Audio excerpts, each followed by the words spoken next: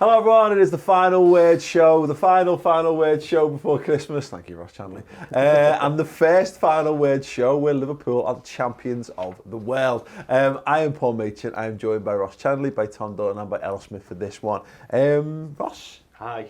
Hi. Good time. Yeah, you and Tom have been gallivanting around the world, seeing the sights in Qatar. Yeah. I can't even begin to imagine. I can because I've seen us win the Champions League and the Super Cup in the last 6 months or so. But amazing. Yeah, a great experience. We were kept very, very busy, but obviously we were there for the footy. 2 decent games, but obviously world champions, and it kind of justifies the whole of going out there in the first place, taking the first team with us, and obviously getting knocked out the Carabao Cup while we were over there I was fine with. But going back it up by winning it, and that's exactly what the players did. Yeah, absolutely. I mean, there's been a lot in the media, hasn't there, the Tom, about what Liverpool should and shouldn't have done. And a lot of this is just, it's opinion clickbait, actually, from the mainstream media, which is mad. Yeah. This is what Liverpool should be doing.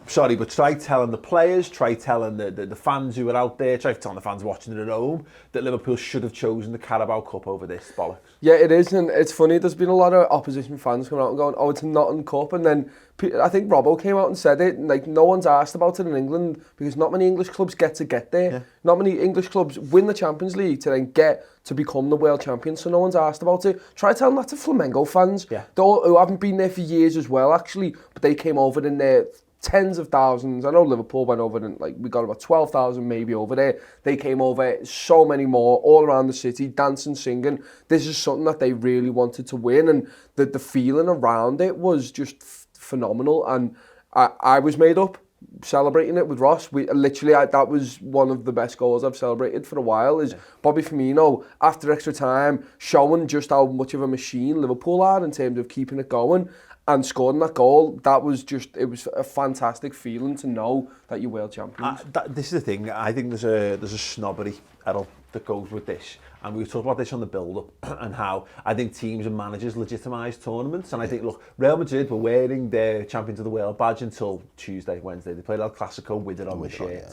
You know, there's videos of Manchester United players jumping up and down, celebrating when they won it. There's Lionel Messi scoring the winning goal and won, and you know what I mean? Like, it matters. It's an officially recognised club. There's people trying to compare it to the Charity Shield. It's not. Charity Shield's barely a football game. Yeah. As much as people might want it to be.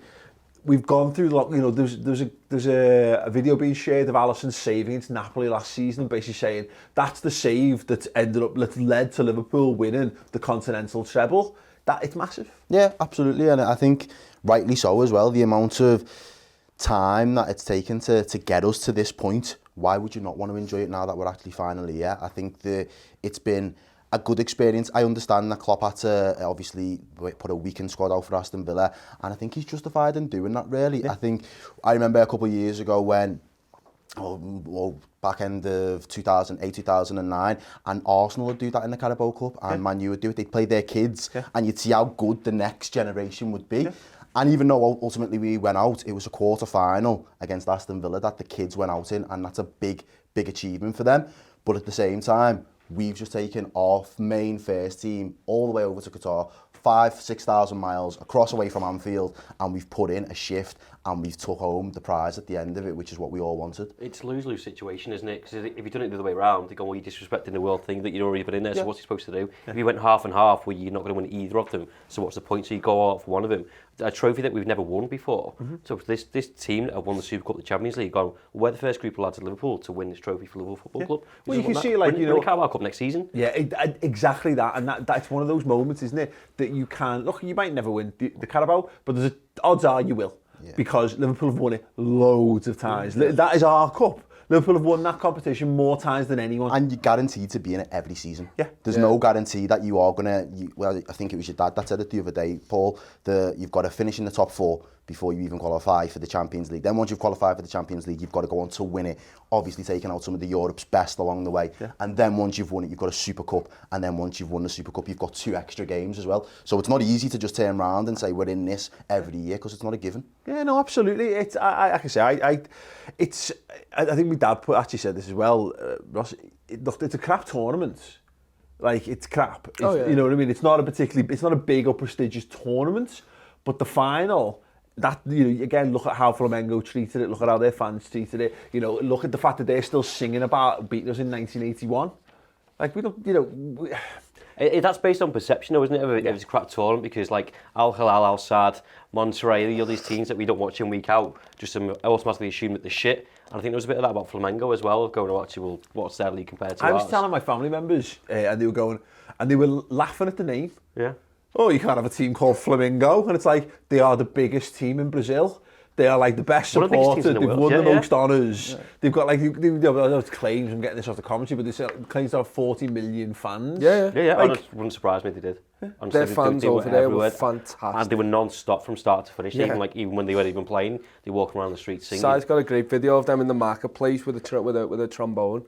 Or was it a trombone or a trumpet? The saxophone, sorry. There you go. They're carrying literal brass bands around with them everywhere they go. You know what I mean? They were all brilliant. Sounds a bit championship to me, mate. Yeah, no, to be honest with you, the competition was jag. They had this fella on at half-time who was like, way, trying to hype everyone up, because I think that was Qatar as well. They were very much trying to get people to... It's very Americanised, isn't it? So they're trying to sell it as that, and it was just a bit faux. It was a bit jag in terms of that. Well, bear in mind though that like the Carabao Cup final, the League Cup, whatever the fuck it was called when we won it, the Kenny Dalglish. No. Capital One. They had they were playing rock music at half time. Yeah. They were doing the American style pizzazz to try and make that competition more relevant. So you can't sit there and tell me that the League Cup is a bigger, or it's certainly not bigger. It's got more. No. It's got more handles, and that's about it. It's also not Liverpool's fault that they're in that position. So you said they're in this competition as a reward for winning the Champions League and the Super Cup. Yeah. They were in the Carabao Cup as a reward for getting through to the next round. We could play 2 games in 24 hours. They weren't allowed to play the main squad and then fly them all over. That's not Liverpool's fault, is it? So they've made a choice and it's been justified. Yeah, it is what it is. Anyway, I think Tom, we've clearly been rotating for 2 weeks, I think, with this game in mind. Yeah. You know, you can see with the sides we put out, and I think the side against Monterrey is weaker than it would have been, because look, let's be honest, if Van Dijk isn't ill, Henderson plays the 6, and all of a sudden that's a much stronger team. But the side that we put out at the weekend is probably barring Wijnaldum, and you can make an argument over who's our best centre-back partner for Van Dijk. Yeah. That was the strongest team we could have put 100%. Out. I mean, Fabinho was as well in there. Yeah. But that's what we were saying. As soon as we heard Van Dijk was fit on the morning of it, me and Ross did the news show, and we were like, right, there we go, it's full strength. And you knew it was full strength, and I was made up to see that, because obviously I know you spoke about it in the Monterrey final word, you must have, in terms of, look, we brought on the big guns and they changed the game. Mm-hmm. They did, and you could see the quality we've got there, and you see all that. But that team is not just better quality-wise. That team, in terms of, I spoke about it being a machine, it's better in terms of physicality and carrying on till the end. You're watching players like Jordan Henderson, Naby Keita, and that go until the very, very end of their shift and making sure that you get it over the line. That's what the thing that Flamengo and us, that's the biggest difference there in terms of your squads, is we are the fittest team in the world. But I have no doubt in my mind we're the fittest team in the world, because if you're the fittest team in the Premier League, then I think you're the fittest team in the world. Well, and it showed at the very end. You can see exactly. We'll look at their goalkeeper going down with camp. You know, their players were falling apart. You know, and we've been through a busy period. Look, to be fair, they've played like 80 games this season or something stupid. That was the last game of their season, I think that was partly tactical as well, though, because it was when Liverpool were getting on top and just going, well, we just calm it down 5 minutes by 3 of our players dropping on the floor. Yeah. That's what they were doing, weren't they? Yeah, it was. I want to talk about Joe Gomez. I think that's the best game he's had in a year for Liverpool. And you know what, I wouldn't even argue with you there, mate. I think he was brilliant the other day for us. I think what he's probably lacked in the last 12 months is just that confidence and belief in himself a little bit again, that he is of that level where he can partner next to Virgil van Dijk and we can steady the ship. And I think, obviously, with Matip being as stellar as he was for probably longer than what most fans expected him to be as well. Yeah.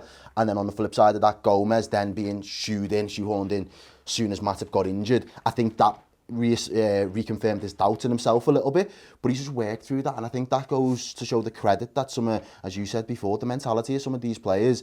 They know when they get their chance to come in and drop into this squad how important it is to not be the one that drops the ball. Yeah. And I think he was obviously Virgil van Dijk is a better defender, but I think he played a better game than Virgil the other night for us. I actually agree with that, and that's the thing, Ross. The thing I remember saying when it looked like he was going to get this spell of games was, this is not like us dropping Sepp Vandenberg in, who's totally unproven. This lad who proved himself. You know, the first half of last season, I think he was outstanding. You know, we were having conversations about, is he in better form than Virgil van Dijk for spells of that? Yeah. For spells of that. It's not worked for him for whatever reason this season, but he's got the talent, and I think that was probably the first game. We've seen little bits and pieces, but he's had a little ricks here and there within individual games in recent weeks. But we've been keeping more clean sheets with him in the team than I think we've been keeping prior to it. And again, his covering play, his all round composure on the ball, striding out of defence and what have you. I just thought he was brilliant. Yeah, I think you're only as good as your last performance, but I think you're right. There's games where, like the Arsenal game where he's playing with kids, not his fault. He's been playing at right back, not his fault. The Monterrey game, he's playing Jordan Henderson and they're getting balls around the back. So it was like, I think you go to blame Joe Gomez as he's the leader in that defence or the organiser, but no one's kind of took control in that sense. Whereas this game, having Van Dijk next to him, having Trent at right back and being in that back five, as well as having the consistency in that position, it's just confidence for him. I think once he's got that run of games under his belt, I think you're right, now is the time where he knows Lovren's injured, Matip's injured. He needs to perform now, because if he doesn't, there's someone to take his place. The best part about that game is it showed every part of his skill set. He had to do the recovery pace. We saw that when he comes back, and fantastic challenge. He has that composure on the ball. He can play that ball. He's not as good as Matip at doing it, but he can play that ball into feet. He's also got the little burst of pace to get away from people when he's got the ball at his feet and stride into midfield and make things happen there. He's got the heading ability, because they put it to his side every single time because they know they're getting nothing out of Virgil. It showed every single thing that we know that he's good at. He's not a right back, he's a centre half who can do it all on his day, and his day is usually what happens whenever he takes to the field. I think he has struggled this season, but I think it's exactly what Ross has spoken about there, is he's getting put with kids or people who he's not used to being next to and being charged as this leader, so it all goes onto his shoulders.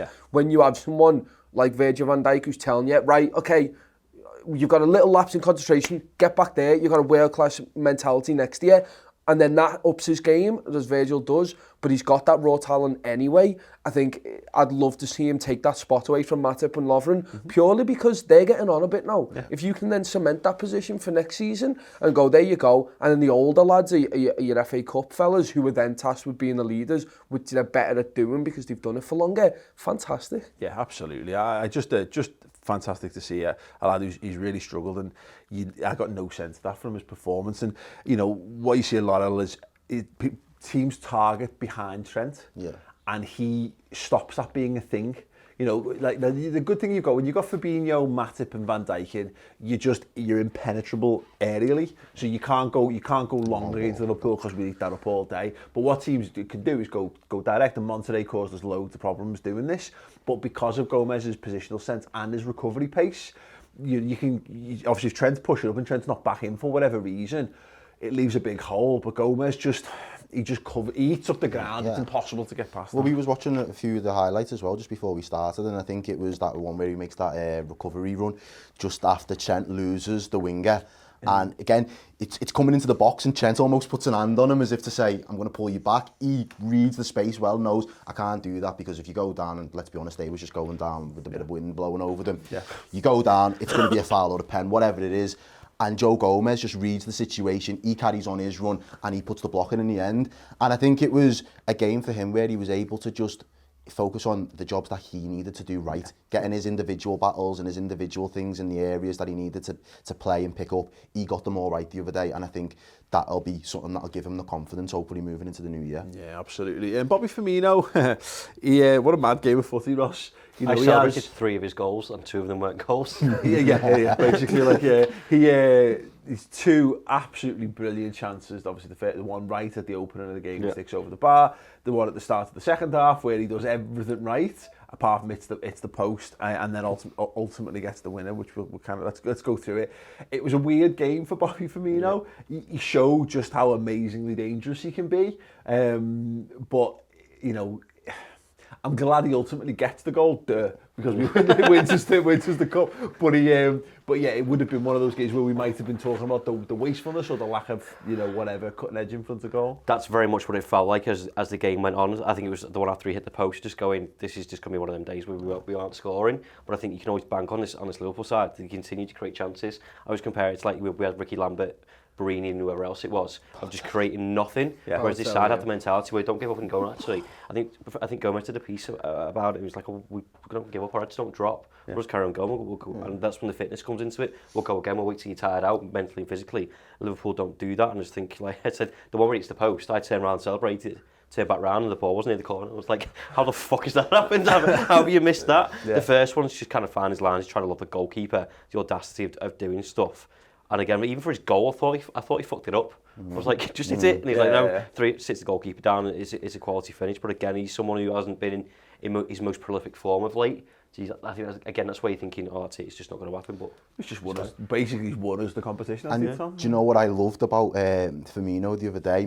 Almost as much as his goal, it was, I think they had 2 corners. And in those 2 corners, it was Bobby that was clearing our lines for us. Yeah. And it was like, at first I was watching thinking, who was the defender there? Yeah. And then the replay showed it was Bobby, and I was thinking, that's brilliant. Because if he wasn't reading the game, and what striker reads the game as a defensive point of view and thinks, I need to drop back in because there's a second ball coming in 10 seconds and I know it is. Yeah. And he was on it, and I just thought, that's just brilliant. Absolutely. Well, it's funny because you spoke about Flamengo being one of the most successful sides in Brazil. He'll have known that. He'll have gone into this game going, these aren't any joke, lads. He will have told them, and so will have Alisson and all the other Brazilian lads in the team.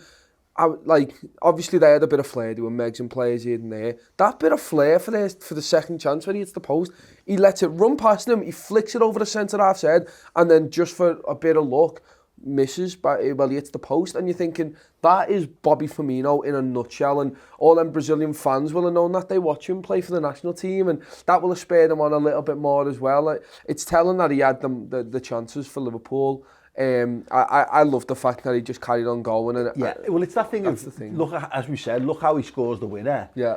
The chances he's missed, it's the hardest of the chances almost by the end of it, because obviously the way he takes it, I don't know whether it is, if he just takes it first time, it might be slightly less so, but the point is that's in extra time. If that's a lad who's lucky or he's not very good or whatever, he's not in the right position, and he fucks that up. Yeah. But to have the coolness, the calmness, the composure, to just be in that situation, and he just commands that situation, because again, take the shot, no, drops the shoulder, take the shot, no, drops the shoulder again, take the shot, oh yes, sound, run away, celebrating, you've just won the Club World Cup. It's not a goal of someone who's short of confidence, even though he hasn't been great over the past few games, but he knows that he's been able to rely on Mo Salah for a few games, Sadio Mane for a few games, Naby Keita for a few games, and now he's gone, it's my time to shine, boys. Yous have done that for me, I'll do it for yous now, and I love the fact that, again, there's a lot of strikers. I mean, Troy Deeney hadn't scored a goal for 9 months, and then he put a penalty away against United. Yeah. 9 months. Yeah. And that,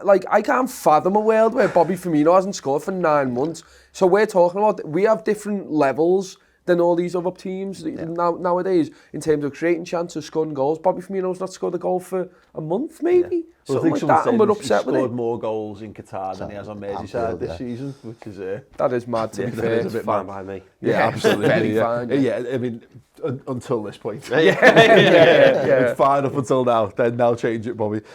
Speaking of the Brazilians, Ross, I thought Alisson was once again, I think it was more pronounced against Monterrey. I think he had overall probably more saves to make. But there's a couple of just outstanding stops in this game. Yeah, I think he makes them look easy as well. When you see him back on the replay, I think that's sound, but the more he's pushing it away, he's got to get down low and quick when it's a snatch shot.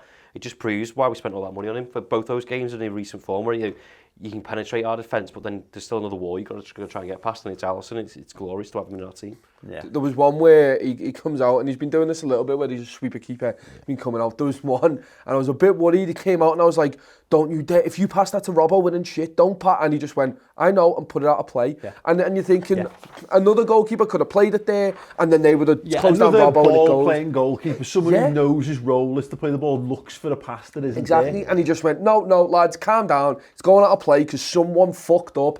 I'm calming it down, everyone get in position and we'll go again. And that's, again, an elite mentality. It runs through this club. You're all right to put the ball out to touch sometimes. That's fine. And he knows to when to pick his moments. And again, distribution's fantastic as normal. Ross spoke about that save. It's just nice having someone like that, a calm presence in goal and going, we don't need to worry. If it gets through the lines and it's 1-on-1, I back him more than 50%. It's mad just how good he is. He's something else. You know, we've talked about it. It seems like another lifetime since Karius.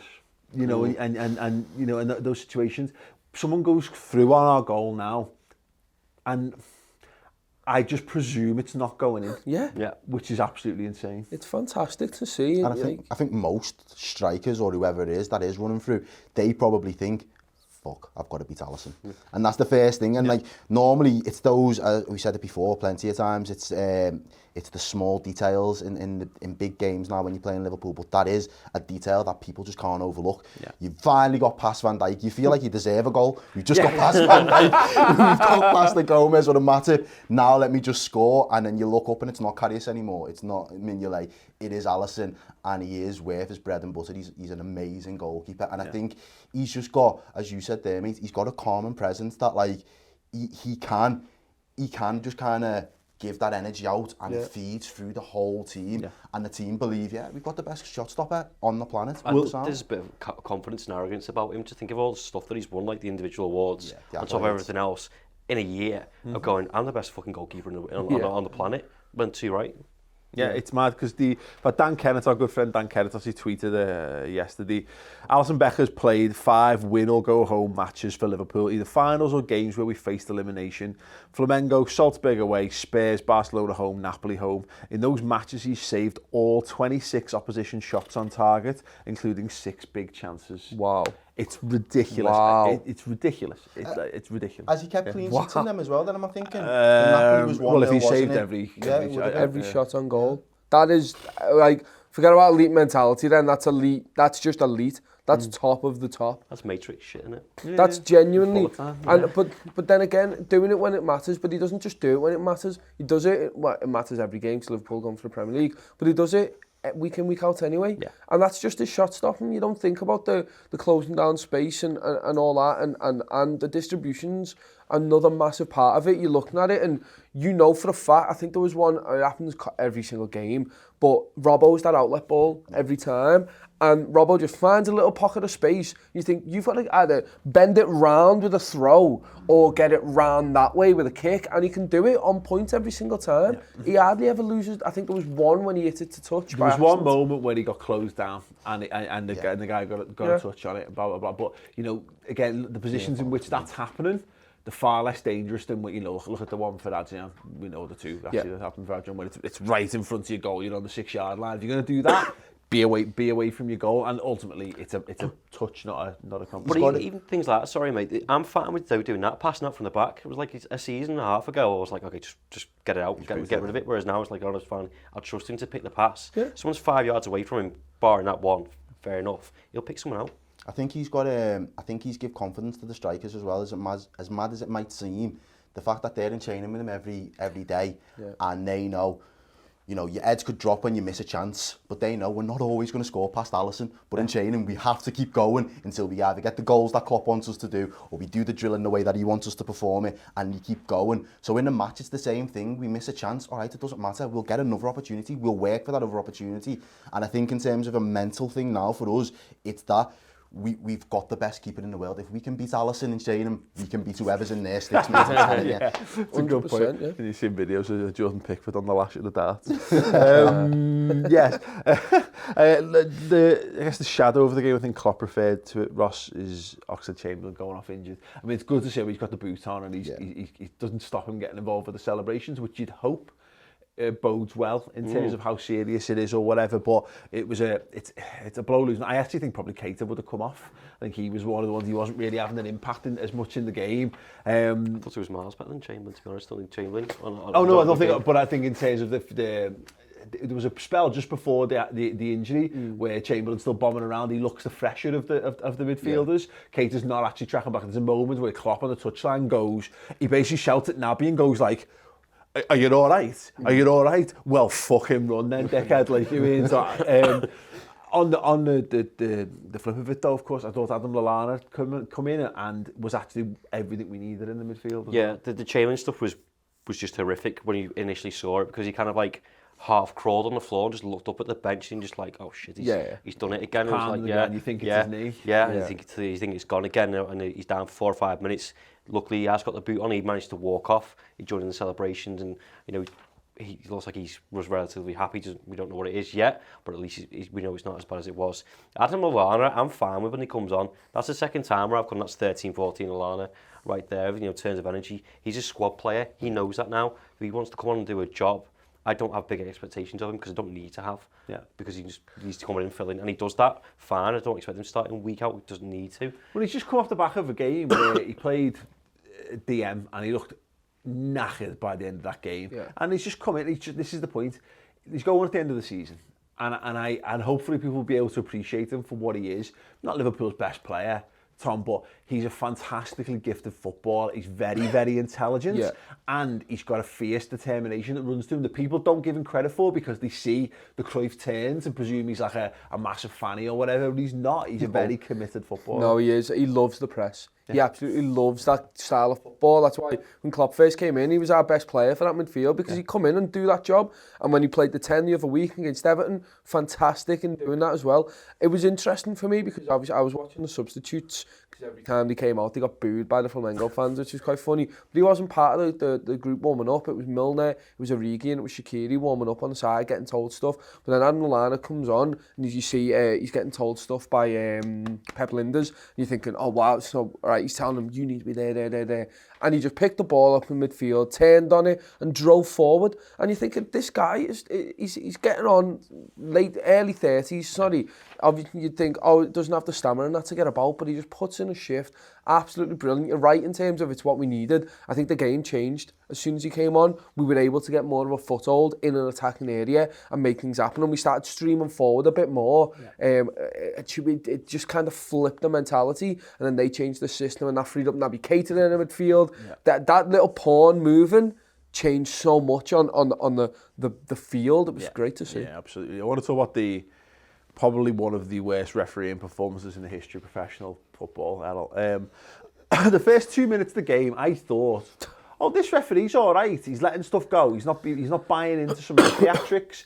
He's explaining all his decisions to the players on the pitch. And there's a couple of times he's going, you fouled there. If you foul again, I'll book you. And I quite liked the way that he was conducting himself. But it became very clear very soon that he was a normal person, an untrained person, performing a role that he's seen done before by other people. Kind of like Phil Neville playing for Everton. Or Martin Atkinson. Well, yeah. But like, when you got to, like, he's clearly watched, all a bit like Catch Me If You Can with Leonardo. Leonardo DiCaprio, when he watches like hospital videos and picks up all the lingo and stuff. Yeah. He was absolutely fucking abysmal. I think he was shit, and I think he was just a little bit spineless. I think those Flamengo players just got into his head for whatever reason. I don't know why, but they seem to... I think it was part of their tactics, and, I don't blame them for having those type of tactics. You've got to do what you've got to do, I suppose. Yeah. But he was buying into their play acting. He was buying into them rolling around in the theatrics, as you said. And I just thought at some point, it was the Rafinha one for me. And I loved what Robbo did with Mane. It was that little episode at just before half-time. And Mane literally, he gets the ball, and then the player goes down, and the ref blows, and Mane gets booked. And I'm looking thinking, you've booked him for that. Well, the guy, he jumps on Mane's back. Yeah, and pulls him first. And Mane spins and then throws him off. Him, yeah. And the referee books Mane. And Robbo just comes up and goes, don't worry, I'll get him. And then he actually does it in the second half. Yeah. Oh, that was great. But it was little things like that, and I was just thinking, that was a little bit bizarre. And then that's obviously before half-time, and then obviously the VAR stuff towards the back end of the match. And I just thought, FIFA have threw him into the Lions den. My issue with this, Ross, is, I'm going to word this carefully, but a Qatari person can be the best referee in the world, but if you are reffing in Qatar and that's your basis of experience, you cannot be the best referee in the world. And that's the kind of, it's not about where he's from, it's about the standard at which he's refereeing on a weekly basis, which hampers him there, because if you want that to be a big prestigious tournament, if you want that to be the World Cup for clubs, then you can't just grab some fella at the local association and chuck him onto that stage. No, you need the qualifications and experience, don't you, behind you, of managing two teams of the calibre that you mentioned there. There was loads. Now, bear in mind, I think Graham Poll booked the same player 3 times in a World Cup game once. Yeah, exactly. So we have to be careful, you know what I mean? But then equally, why not have the refs who manage the Champions League final, or Super Cup, or each individual one, and kind of pull them all together and go, actually, it's one of you because you have the experience. Yeah. But it was just the fact that you're right, he kept buying everything, and there was fouls that he was given for them, Liverpool doing the same thing, or even with Liverpool, I think Naby Keita got a foul given against him for winning the ball. Yeah, and it was like, what is going on in the VAR stuff? A few of them. Like, I still don't know. You might not have seen it because unless it was on the big screen or whatever, but the amount of it became like bemused expressions from Liverpool players, which slowly turned to frustration, which turned to anger over the course of the year. The referee blows for full time, and Jordan Henderson basically screams, rips him a new one, like, no, he was doing that the whole game. But like, the game's over, Ross. Yeah. Like the game's over. Like my driving instructor was a knobhead, and I vowed that if I passed my test, I was going to tear a strip off him. But I was so happy that I passed my driving test, I gave him a hug instead and let it go. Jordan Henderson's first response to winning the Club World Cup is to turn around and go like, "Out of your face, you dickheads, you shit dickheads." Horrendous. They got booed as well. Yeah, so they got the medals, didn't they? And they got the fucking flag signed. The linesman got his flag signed. Really? Well, you know how all the teams got the medals, and then the refs went up and got the medals. The whole crowd, not just Liverpool fans, the whole crowd booed him. And his team just went, no, that was abysmal. And to be fair, the VAR stuff he got right. By the letter of the law, he got it right. He got the decision wrong to start with because he thought it was inside the box and not outside the box. But by the letter of the law, that if it's a penalty, if he's given a penalty and then VAR rules it not a penalty, and it's uncontested by the attacking team, it's a drop ball for the defending team. That's a rule. It's a fucking stupid rule. It's a stupid rule. The problem is that it's a foul outside the box. Outside the box, and he got it wrong. So exactly. So he goes through, decides it's a penalty. They show him it for whatever reason. The way they showed him it was mad because they showed him the wrong angles, as they always fucking do. He was good there for a good 3 minutes there, wasn't he? And decides that it's nothing. It's a foul outside the box and it's a red card. But he can't give that after the fact. He can't give that after the fact by the rules. It's mad. I'll get it up while you have a conversation. Okay. But even like inside the stadium, like the big screen said, no penalty for outside the box. Yeah. So it was kind of, okay, that'll do. And the next minute he's came in front of the goalkeeper, and there was no announcements or nothing inside the stadium. So we just didn't have a fucking clue what was going on. Well, even like in the graphics, they rescinded Rafinha's yellow card for it as well. What? Yeah. Really? Yeah. Oh, down as a no foul. Yeah, and so like the graphic up with a cross through the yellow card. So as we had this conversation upstairs before, if that situation happens again, can you just take a chance as a defender that you foul someone outside the box and the ref gets it wrong again? And so you don't get booked. Well, you don't get a free kick, and then you don't get a penalty either. It's like, all right, I've just stopped you from scoring a goal and you don't get because he was through. Yeah, and you don't get anything. Yeah, horseshit. Because that's the thing. What if Mane falls and Mane has broken his ankle there, or whatever? We're saying that because of the letter of the law, you can get away with breaking someone's ankle because to be fair, it falls into the same category as all the offside stuff. You know, when you're playing on. They just go, oh, we'll just play on and let the play develop before you flag offside. And the amount of pulls a hamstring. Also, if you're saying he's followed the letter of the law, given his previous performance throughout the whole game, consistency, he doesn't know the fucking rules. Anyway, yeah. Maybe it's the one instance where someone's got the rule book up and getting VAR. Read this. It reminds me when we had a Sunday League team when I was living in Sheffield, and you have to send someone from your team to go and learn how to be a referee as well at that level. So we sent someone to this guy, and the first game of the season, the first day of referee school, you learn whether a match is fit to be played or not. And it was dead windy, and he basically called the game off for the first game because it was the only thing he knew about refereeing. So it was quite windy, so it was just one piece of knowledge, you know, and he used it to cancel. Yeah, no. But it was like that. Someone's going, oh, remember this? Getting the notebook out. Oh no, it's nothing. Horseshit, absolute fucking horseshit. We'll just have to believe you, Tom. And if can't Tom's find wrong, let us know in the comments. I'll get the rules and we'll put it up on the screen. I've got Rafinha's a bellend, but we've kind of covered that. He's a massive What was with the headgear as well? He hurt himself in the Copa Libertadores final, apparently, and that's why he was wearing it. It's not a fashion statement. It's definitely not. There's a great video at the end of Mane looking at him, giving him daggers. The very end of the game, giving Rafinha daggers, then Robbo having a pop at him, then Henderson laughing, trying to shake his hand. Just the three different things, and they're all brilliant. The Mane's like, I hate you. Robbo's like, I hate you, and I'm going to tell you. Yeah. And Henderson's like, I hate you, but how we won. You know what I mean? Well, look, he brought him up. We saved the best till last. Jordan Henderson. Take a bow, Jordan Henderson. What a man. Let's just because. Captain of the best team in the world. Lifted the European Cup, lifted the Super Cup, lifted the Club World Cup. Not only does he lift it, he gives it a mate. And I hypothesised on my video after the game that the only reason we let that game be as dramatic as possible so we can keep doing the Henderson Trophy lift. Because if you just win that 5-0, it's embarrassing. It's a bit cringeworthy to do that when you've just pissed it, but to go through a really tough fought semi-final, last gasp win, and then win in extra time, you go mad. Same with the Super Cup.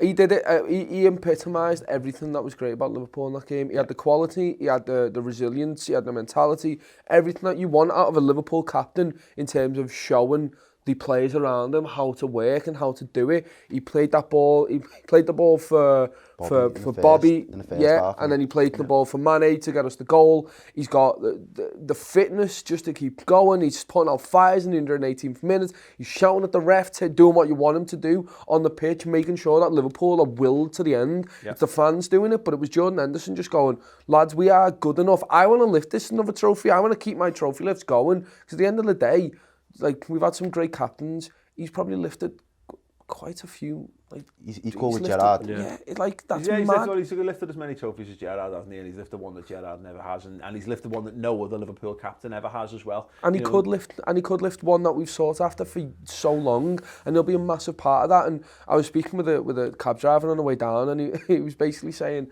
I've never understood the Henderson hate. I sort of have done. I've understood the Henderson hate, but since he's moved further forward... Hate, that is the problem with it. Hate, not hate as in like haters it's on critics, Twitter. Man, critics, yeah. But like, he moved further forward and he was able to express himself a bit more. He wasn't confined to this role, and I think that's freed him up, just not in terms of his game, but in terms of his mentality, knowing that people appreciate him on the field, and he's been able to kick on from that. It's been great. I've got a question for you, then, on what you're saying about Hendo there. How many seasons as a midfielder, and this will go out to the YouTube guys as well watching, would you consider yourself, you have to do how many seasons before you're classed as a world-class midfielder? Because in my argument now, I'm thinking he's at least got 3 under his belt. It's the 13-14 season where arguably he's one of our best midfielders, and in the last 2 years he's consistently been of the level that he was performing at the other night. And I think if it was another midfielder, as you said plenty of times, if he's Spanish, if he's French, people will wax lyrical about Jordan Henderson. It's the fact that he's, lad from Sunderland, and it's because he's got no flair about him either. He does that dogged work that you talked about. It's not attractive to like a FIFA thing, or people who play, or kids who play FIFA even. It's just like, he just runs about and does stuff. Whereas he fits our system. He fits what Klopp does, which makes him world class. I think he's world class in our system. Yeah. And under Jurgen Klopp, but the jury's still out with him. But I just don't know what he can't do. But, he's got the. Should have scored, by the way. Oh yeah. Oh well, that's the point. If that goes in the top bin, that's the moment. That's what he's lacking. The only thing Jordan Henderson lacks is a few more match of the day moments. Okay. The goal against Chelsea a few seasons ago is an absolute pearler, up and down, top corner. If he just scored like one of them a season, I think people would have a little bit more on it. But I watch him every week, and I've seen some of the best players ever to play the game play, for Liverpool and against Liverpool. And we've been lucky; we've had some great sides in my lifetime and beyond. And I don't see what he doesn't have, and I keep putting this down. If he was French, or he was Czech, or he was pick any other nationality, pretty much, there would be no doubts over him. But it's the fact that he's from Sunderland and his middle name's Brian, I think, is just one of them, and we've had to watch his development. I think maybe that's the problem as well. You were saying then about, he's world class in Klopp's system.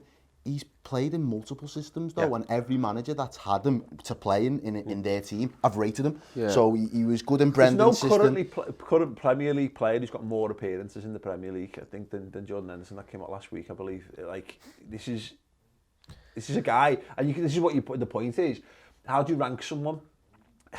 We've seen plenty of supposedly brilliant, all these flair players, all these different kind of lads who everyone probably brighter but shorter. Santi Cazorla, he was great for two seasons tops, and then tailed off, got injured. We just love that, don't we? We never seem to rate longevity. We never seem to rate the lads with us to stick around. There's a different challenge. Like, until you James Milner, until you're at the other end. Well and good saying John Lennon was better than Paul McCartney, but we'll never know because we never had to live with John Lennon fucking producing his 15th fucking studio album when he's fat and bloated and he's got nothing else to sing about. You know what I mean? That's what he's got. And you see these players who come in for 2 seasons and amazing. Everyone goes, oh, it was the absolute best ever. Jordan Henderson's just been here this whole time. He's played 10 years in the Premier League. It's weird. I wouldn't call him world class, even though I think he is. You know what I mean? Because you're embarrassed to. Yeah, no, I am. But we shouldn't be. He is the captain of the best club in the world. And we're sitting here thinking, is he world class though? I think he's also got the thing of Steven Gerrard was the captain before him, which was used as a stick to beat him with, or Xabi Alonso or Mascherano were there before him. And because he was so young when he started, everyone goes, well, he's not like them, therefore he's shit. Steven Gerrard was the captain of Liverpool ultimately because we were a bit crap. Not to start with. Yeah. I mean, look, we were good. There were times when we were good throughout that period, like 08-09, we were as good as anything around that in the Premier League at that time. But Gerrard we gave Gerrard the captain's armband as a sweetener to keep him at the club. We tried it with Suarez as well. We tried it with Coutinho a little bit as well. You know, football clubs do this when they know they're not their best players bigger than them. They use this as a political tool to try and convince them that they're a bit more. However, crap teams give their best players the captain's armband. Sometimes your best player is also your best captain. Yeah. But Jamie Carragher was the captain for Liverpool. He was the best person to be captain for Liverpool. But Gerrard was a figurehead captain. It's like giving Alan Shearer the captain's armband at Newcastle. It happens time and time again. Liverpool are in a situation now where we can give the best captain the captain's armband. Yeah, I was going to say, Gerrard's definitely better than Henderson. I know that's you didn't say that Henderson's better than Gerrard. Gerrard was by far and away a better player than Jordan Henderson. But I think you're right. But then that's the best part about this team is Jordan Henderson is the best captain for the team. But then Virgil van Dijk's the best captain for the team. You've got captains in each area, each section of the pitch. You've got a captain in Alisson, you've got a captain in Van Dijk, you've got a captain in Robbo, you've got a captain in Henderson, you've got a captain in Milner, captain in Lallana. You've got a captain in... Yeah, exactly. They just keep going and keep fighting through. You have these players all over the pitch who are willing to give a pop at each other. Yeah. The amount of times you see the players shouting at each other, Hendo at Chamberlain, Hendo at Trent, Van Dijk at Hendo, Van Dijk at Gini, all these players giving their opinions. It doesn't mean that they're angry with each other. It means I know, I can see this, and they take it on board. There's no these egos players, in there, exactly. They all appreciate everyone's cooperation. They all appreciate the fact that this fella's having a pop at me because I did something wrong, and I know that. I have the confidence within me as well to have a pop at them. Everyone's equals in that team, and yet, like Jordan Henderson having that armband to me doesn't mean anything massive. It just means that he's one of a collective of captains. These are people who go to their national sides and are captains. I think that, but also there's a reason amongst all them he's got the armband, and he's the best at those, all the things that make you a captain. Those some of them are intangibles, they're not stats, you know, it's not like influence 20 on fucking Footy Manager. Yeah. There's more to it than one column on a spreadsheet that tells you what a captain is, and there's loads of lads who've got all the contributing factors to it, and he possesses the most of all of those things, because in addition to that, he's also able to get himself on the pitch. You know, where's Jordan Henderson's rest been? We've been rotating this side massively this last fortnight. Where's Jordan Henderson's rest? Jordan Henderson's not just not been resting. He played centre half. Yeah. He played centre half for the first time in his career in a game. Just stepped up and did it. And was he amazing? No, he's never played fucking centre half before. Yeah. But he did a good job in that, and that's been Jordan Henderson all over for me. I think he's brilliant, and I love the fact that we're going to see those trophy lifts forever and ever and ever. He's made this an iconic thing. It's, you know, we're not going to appreciate it now. in years to come, you know, there's kids growing up who are young watching that, and that would be their first moment, or that would be their biggest moments as teenagers and young men or young women and all that kind of stuff. That this will just be cemented in Liverpool's history forever. Yeah. Like, I know Graham Souness was amazing. I never watched him play for Liverpool. I'm too young to watch that, but it's just accepted. Yeah. And I love the fact that there's people who just loathe Jordan Henderson. Just strange people who loathe him. Don't mind if you don't think he's great, but there's people who loathe him, and I love the fact that they have to exist in a world where he is going to be one of the most decorated Liverpool captains of all time. I just think it shoves it right in the face, and it makes me smile. I think as well, more than anything else, it's a testament to who he is as a person, as a human being, first and foremost, because and I think this with a lot of footballers, especially as we said before about the French and the Italians, or, you know, if he was under a different nationality, we'd probably have different views towards him.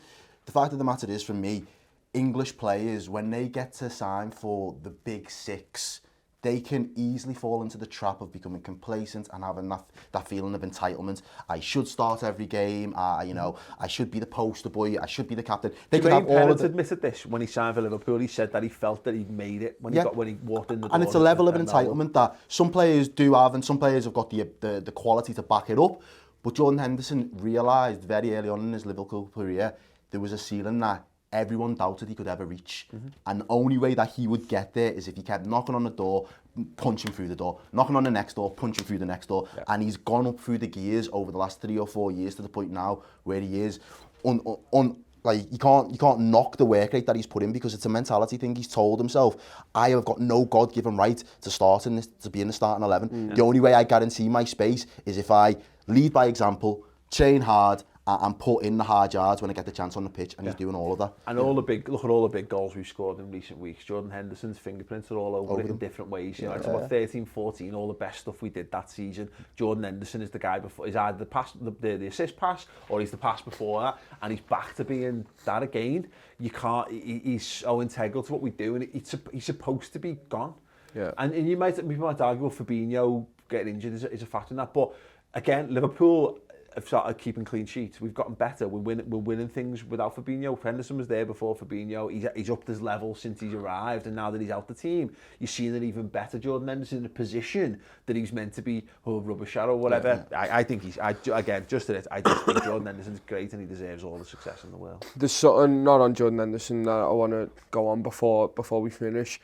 The support for Mohamed Salah, and Ross can back me up on this, in the ground was something I have never seen in my entire life. This is a fella going back to an area of the world that he's lived in. They absolutely adore him over there. So obviously he won the Golden Ball, didn't he? And then he won some other trophy, which I think in my head is just an excuse to get him on screen there, because the amount of times he picked up the ball and the crowd rose, and that's both legs, both games, and it was fantastic to see that, just how much this player is loved. This Liverpool player is loved like that around the world. They were just shouting Salah, but like repeatedly.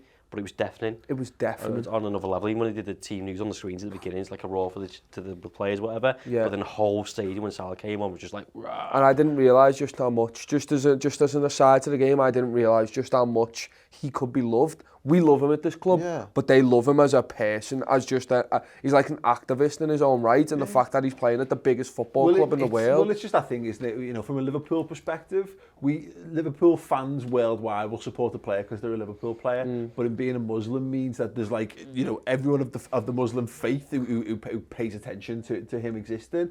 You know, I've been in Turkey, and you're talking to people, and they want to talk to you about Mohamed Salah.